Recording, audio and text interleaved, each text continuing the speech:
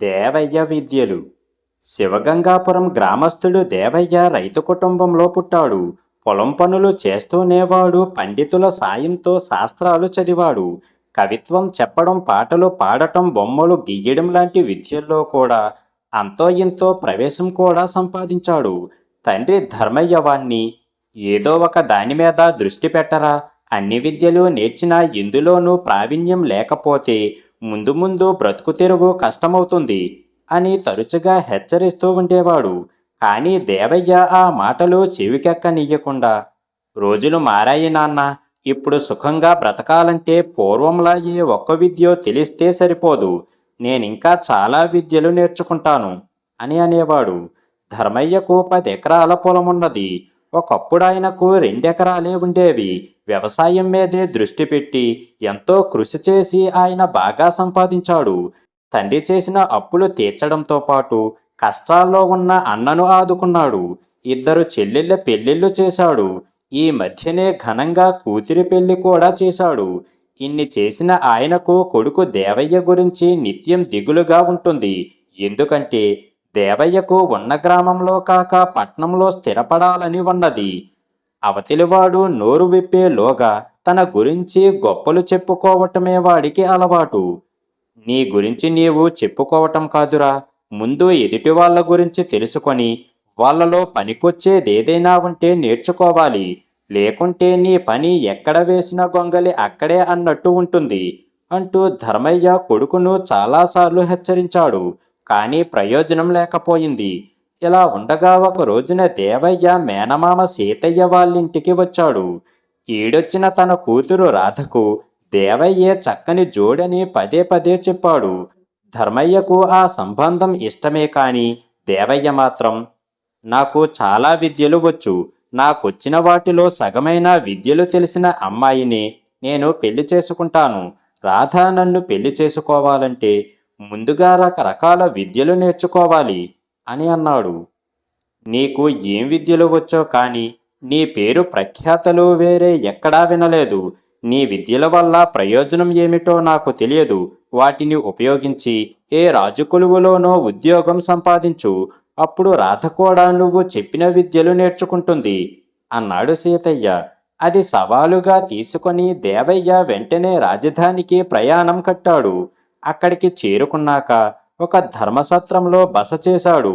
అక్కడ గుబురు మీసాలు ఉన్న నడి వయస్కుడు ఒకడు వాడికి పరిచయమయ్యాడు. దేవయ్య అతడికి తనను గురించిన గొప్పలన్నీ చెప్పుకొని, రాజుకొలువులో ఉద్యోగం సంపాదించాలని వచ్చాను. వెంటనే ఉద్యోగం దొరుకుతుందని నాకు నమ్మకమే. అయితే జీతమెంత అడగాలో తేల్చుకోలేకుండా ఉన్నాను అని అన్నాడు. నడివయస్కుడు కాసేపు ఆలోచించి, నువ్వు చెప్పిన దానిని బట్టి నీకు చాలా విద్యలు తెలుసు, కానీ రాజుకొలువులో వాటికి ఖాళీలు ఉన్నట్టు లేదు. నీకు కత్తి యుద్ధం గనుక వస్తే రాజుకొలువులో అవకాశం ఉండవచ్చు అని అన్నాడు. కత్తి యుద్ధమా? అందులో నాకు కొంత ప్రవేశం ఉన్నది. ఎటొచ్చే దానికి కాస్త మెరుగులు దిద్దుకోవాలి. ఇక్కడ సరైన గురువు దొరుకుతాడా అని అడిగాడు దేవయ్య. ఇక్కడ వీరవరుడనే గురువు ఉన్నాడు. ఖడ్గ విద్యలో ఆయన్ను మించిన వారు ఉండరంటారు. సమర్థులకు ఆయన ఉచితంగా విద్య నేర్పుతాడు అన్నాడు నడివయస్కుడు. దేవయ్య మర్నాడు వాకబు చేసి వీరవరుడి ఇల్లు తెలుసుకొని తను వచ్చిన పని చెప్పాడు. ఆయన అతన్ని పరీక్షించి, నీలో చురుకుదనమున్నది, దృష్టి పెట్టావంటే వారం రోజుల్లోనే ఖడ్గ విద్యలో మంచి ప్రావీణ్యం సంపాదించగలవు అంటూ వాడిని శిష్యుడిగా చేర్చుకున్నాడు. వారం రోజుల్లోనే దేవయ్య గురువు మెప్పు పొందేంతగా ఖడ్గ విద్యలో మెలకువలు ప్రదర్శించగలిగాడు. వారం రోజుల తర్వాత దేవయ్యకు సత్రంలో మళ్ళీ నడివయస్కుడు కనిపించాడు. ఆయనతో దేవయ్య మర్నాడే తను రాజుకొలువులో చేరబోతున్నట్టు చెప్పాడు. అందుకు నడివయస్కుడు, అయ్యో, నిన్న ఒక యువకుడు తన ఖడ్గ విద్య సామర్థ్యాన్ని ప్రదర్శించి రాజుకొలువులో చేరిపోయాడు. అయితే రాజుగారి కోశాగారంలో ఆదాయ వ్యయాలు లెక్కలు వెయ్యటానికి ఒకరు కావాలట. ప్రయత్నించి చూడు. ఎటొచ్చి కోశాగారపు లెక్కలు విభిన్నంగా ఉంటాయి. ముందుగా ప్రముఖ గణితజ్ఞుడు భాస్కరయ్యను కలుసుకుంటే ఆయన నీకు కొన్ని సులువైన మార్గాలు నేర్పవచ్చు అని అన్నాడు. దేవయ్య మర్నాడు భాస్కరయ్యను కలుసుకొని ఆయన్ను మెప్పించి వారం రోజుల్లో కోశాగారపు లెక్కలు విభిన్న పద్ధతులన్నీ బాగా తెలుసుకున్నాడు. అయితే అప్పటికి 3 రోజుల ముందే కోశాగారపు ఖాళీ కూడా భర్తీ అయిన విషయం ఆ తర్వాతనే వాడికి తెలిసింది. అప్పటికే దేవయ్య నిరుత్సాహపడక రాజుకొలువులో తనకు ఇంకేదైనా అవకాశం ఉంటుందేమో చెప్పమని నడివయస్కుణ్ణి అడిగాడు. ఈ విధంగా వారానికి ఒక కొత్త విద్యలో ప్రావీణ్యాన్ని సంపాదించటానికి కృషి చెయ్యడంలో నీకు శ్రమ అనిపించడం లేదా అని అడిగాడు నడివయస్కుడు. నాకు విద్యాదాహం ఎక్కువ, విద్యాభ్యాసానికి చేసే కృషి నాకు శ్రమ అనిపించదు అన్నాడు దేవయ్య గర్వంగా. అయినప్పటికీ నీవు నీ మేనమామను సవాలు చేసి 4 రోజులు గడిచిపోయాయి. ఇంతవరకు రాజకొలువులో ఉద్యోగం సంపాదించలేకపోయావు. కాబట్టి నీవిక శివగంగాపురం వెళ్ళిపో. నీ మేనమామతో ఓటమిని అంగీకరించు. రాధను పెళ్లి చేసుకొని నీ తండ్రికి వ్యవసాయంలో సాయపడు అన్నాడు ఆ నడివయస్కుడు. ఇందుకు దేవయ్య అయిష్టంగా, నా మేనమామతో చేసిన సవాలులో నేను ఓడిపోయి ఉండవచ్చు, కానీ నేను నేర్చిన విద్యల వల్ల ఏ ప్రయోజనమూ లేదన్న ఆయన మాటలను నిజం కానివ్వను. ఎప్పటికో ఒకప్పటికి రాజుకొలువులో ఉద్యోగం సంపాదిస్తాను అని అన్నాడు. రాజుకొలువులో ఉద్యోగం సంపాదించడానికే అయితే నీ విద్యలు పూర్తిగా నిష్ప్రయోజనం అన్నాడు నైవేశ్కుడు నమ్మకంగా. అయితే నేనిప్పుడు నీతోనే సవాలు చేస్తున్నాను. రాజుకొలువులో ఉద్యోగం సంపాదిస్తే నువ్వు నాకేమిస్తావు అన్నాడు దేవయ్య. నువ్వు రాజుకొలువు విషయంలో నాతో సవాలు చేసి నెగ్గలేవు అన్నాడు నడివయస్కుడు దృఢంగా. అంత నమ్మకంగా ఎలా చెప్పగలవు అన్నాడు దేవయ్య చిరాగ్గా. నేనే రాజును కాబట్టి చెప్పగలను అన్నాడు నడివయస్కుడు. దానితో ఆ నడివయస్కుడు మారువేషంలో ఉన్న మహారాజని దేవయ్యకు అర్థమయ్యింది. వాడు ముందు తెల్లబోయినా తొందరగానే తేరుకొని ఆయనకు పాదాలంటూ నమస్కరించాడు. రాజు వాడిని ఆప్యాయంగా లేవనెత్తి, పాదాలంటి నమస్కరిస్తే నన్ను గౌరవించినట్లు కాదు. నీవు నన్ను నిజంగా గౌరవిస్తే నీ గ్రామానికి తిరిగి వెళ్ళి నేను చెప్పినట్లు చెయ్యి అని అన్నాడు. ప్రభు, తమరు నన్ను అన్ని విధాలా పరీక్షించారు.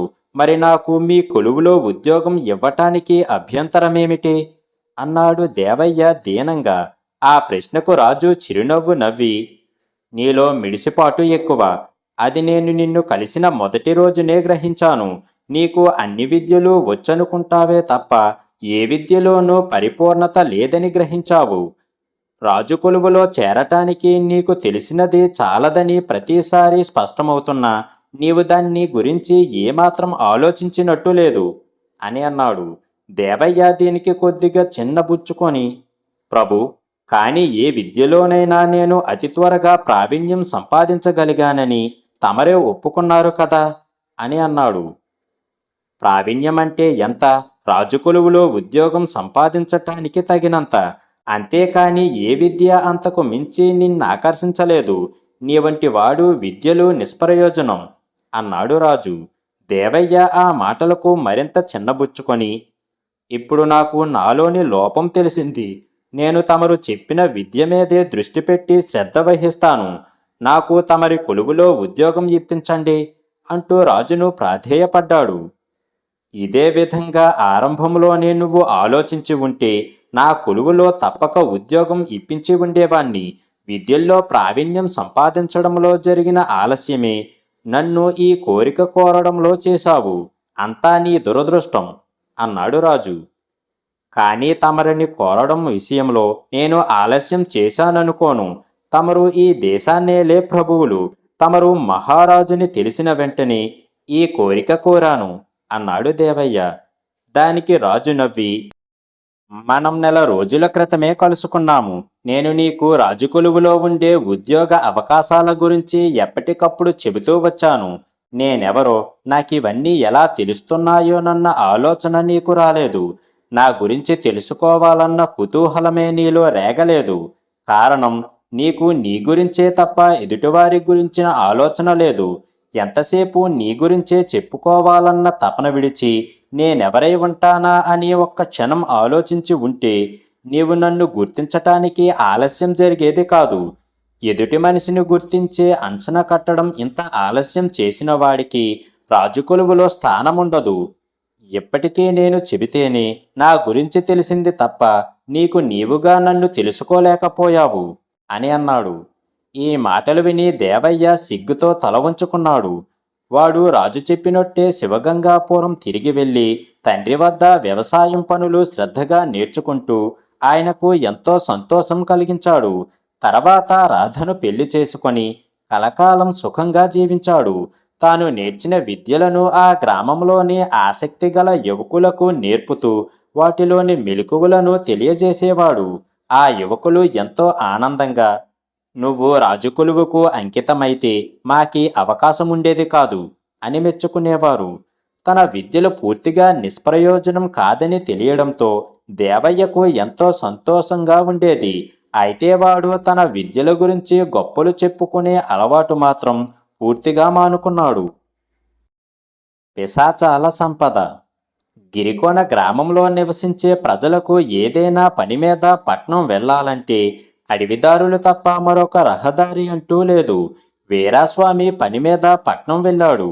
2 రోజుల్లోగా పూర్తవదనుకున్న పని వెళ్ళిన రోజు మధ్యాహ్నానికే అయిపోయింది.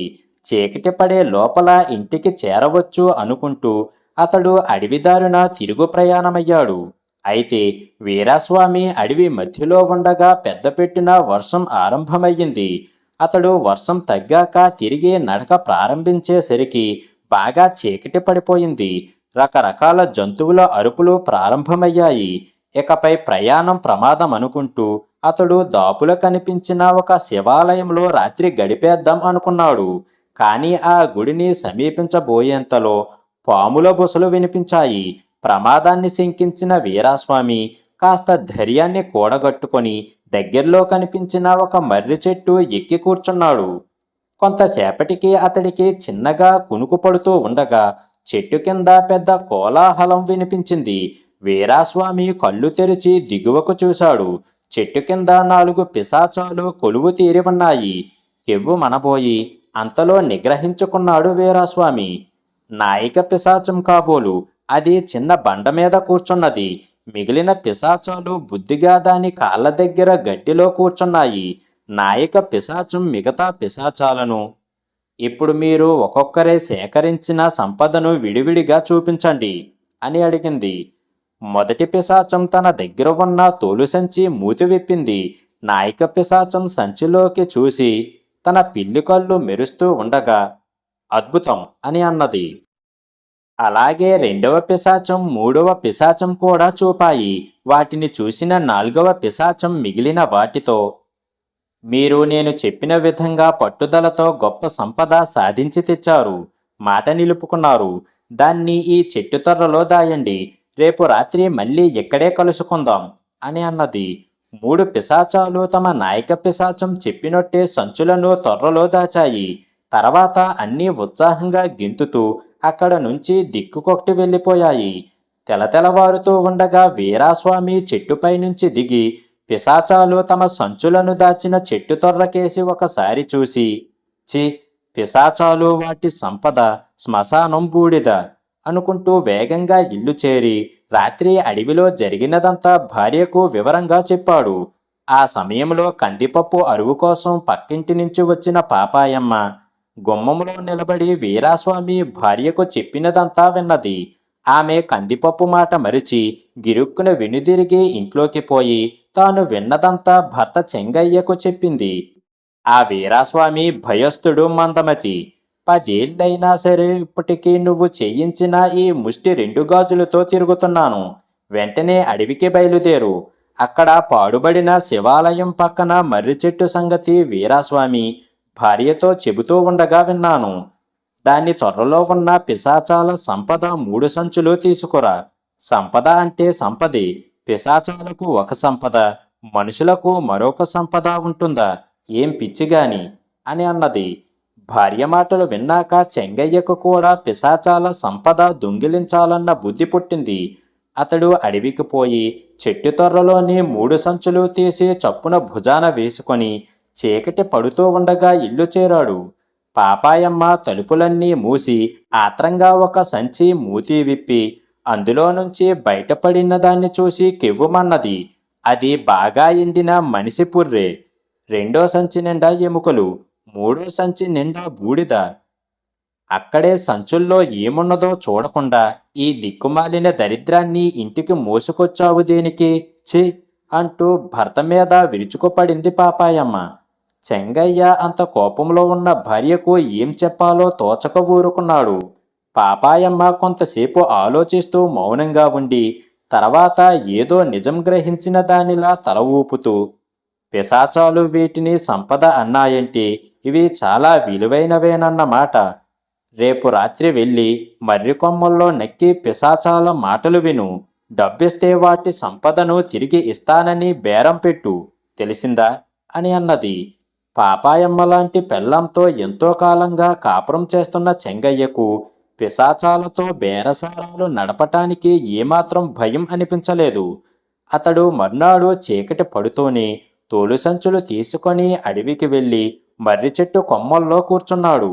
అర్ధరాత్రి వేళ పిశాచాలు వచ్చాయి. ఈసారి ఒక పిశాచం మాత్రమే తోలు సంచిని వెంట తెచ్చింది. అది ఆ సంచిని చెట్టుకున్న మరొక తొర్రలో దాచి, తాము రాత్రి సంచులు దాచిన తొర్రలో చెయ్యి పెట్టి అక్కడ సంచులు లేకపోవడంతో, ఆహా! దోపిడి, నిలువు దోపిడి! మన సంపదను ఎవరో దోచుకుపోయారు అంటూ కెవ్వమన్నది. నాయిక పిశాచం చప్పున పోయి తొర్రలో వెతికి చూసి, ఘోరం! మంత్రాలముని కొండన్ని మనం బ్రతికుండగా సాధించలేకపోయాము. వాడు చచ్చాకైనా వాడి అవశేషాలు దొరకపుచ్చుకొని ఈ చెట్టు సాక్షిగా ఆ రడుగుల గోతిలో పాతేద్దాము అనుకుంటే అది సాధ్యపడింది కాదు అంటూ తలపట్టుకొని కూర్చున్నది. ఇదే మంచి సమయం అనుకుంటూ చెంగయ్య చెట్టు మీద నుంచి దిగుతూ, అంత విచారమెందుకు? డబ్బిస్తే మీ సంపద మీకు తిరిగి ఇస్తాను అని అన్నాడు. తమ తోలు సంచులు చెంగయ్య భుజాన వేలాడటం చూసిన పిశాచాలు ఆనందంగా, మా దగ్గర డబ్బు లేదు, ఇప్పుడే తెచ్చిన సంచెడు నగలు మాత్రం ఉన్నాయి అని అన్నవి. నగల? మరీ మంచిది. నా పెళ్ళానికి ఉన్నది ఒకే ఒక పిచ్చి, అది నగల పిచ్చి. ఎక్కడా నగల సంచి? అంటూ తను తెచ్చిన సంచులను అమిత ఉత్సాహంతో పిశాచాల ముందు పెట్టాడు. అంతకుముందు నగల సంచితో వచ్చిన పిశాచం ఆ సంచిని చెట్టు తొర్రలో నుంచి తీసి చెంగయ్యకు ఇచ్చింది. చెంగయ్య సంచి మూతి విప్పి లోపలికి చూసి, ఆహా! ఎన్ని నగలు, ఎన్ని నగలు! నా పెళ్ళం ఇక ఈ జన్మకు నగల కోసం నన్ను వేధించదు. వస్తాను అంటూ అక్కడి నుంచి బయలుదేరాడు. ఆ సరికి అర్ధరాత్రి అయ్యింది. చెంగయ్య గ్రామాన్ని సమీపిస్తూ ఉండగా ఇద్దరు రక్షక భటులు అతడికి తారసపడ్డారు. వాళ్ళు పట్నంలోని కొత్వాలు పంపగా ఆ అడవి ప్రాంతాల దొంగల గురించి గాలిస్తున్న రక్షక భటులు. చిన్నగా కూనిరాగం తీస్తూ వస్తున్న చెంగయ్య రక్షక భటుల కంటబడ్డాడు. వాళ్ళు పరుగు పరుగున పోయి చెంగయ్యను పట్టుకొని అతడి సంచిలో ఉన్న బంగారు నగలు చూస్తూనే ఆశ్చర్యపోయి, ఏమిరా నీ సాహసం? దొంగలించిన నగలను ఏదో కూరగాయల సంచి నీ భుజాన వేసుకున్నట్టుగా ఎక్కడికి మోసుకు వస్తున్నావు? ఏ ఇంటికి కన్నం వేసి ఈ నగలు దొంగిలించావు? ఇంటి వాళ్ళేమైనా హత్య చేశావా అని అడిగాడు. చెంగయ్యకు భయంతో ముచ్చెమటలు పోసాయి.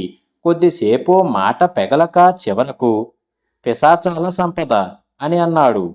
అలాగా, నువ్వు పిశాచాల సంపదనే దొంగిలించావన్నమాట. ఆ సంగతే కొత్వాలు గారికి చెప్పుకుందువు గాని పద అంటూ చెంగయ్యను రక్షక భటులు పట్నం దాకా లాక్కుపోయి కొత్వాలు ముందు నిలబెట్టారు. కొత్వాలుకు చెంగయ్య చెప్పేదేమీ అర్థం కాలేదు. వీడేదో మతి చెడినవాడు అనుకొని అతన్ని జైల్లో ఉంచమంటూ గిరికోన గ్రామాధికారికి కబురు పంపాడు. సంగతి తెలిసి పాపాయమ్మ లబోదిబోమంటూ గ్రామాధికారిని వెంటబెట్టుకుపోయి అతడి సాయంతో నగలను ప్రభుత్వ ఖజానాకు చేర్పించి చెంగయ్య నేరానికి జరిమానా కట్టి విడిపించుకున్నది. గ్రామానికి తిరిగి వచ్చే దారిలో పాపాయమ్మ గ్రామాధికారితో, నాలోని అత్యాశే ఇన్ని కష్టాలకు కారణమయ్యింది. అత్యాశ కూడా పిశాచాల సంపద లాంటిది. అది పట్టుకుంటే ప్రమాదం తప్పదు సుమా అంటూ చెంపలేసుకున్నది.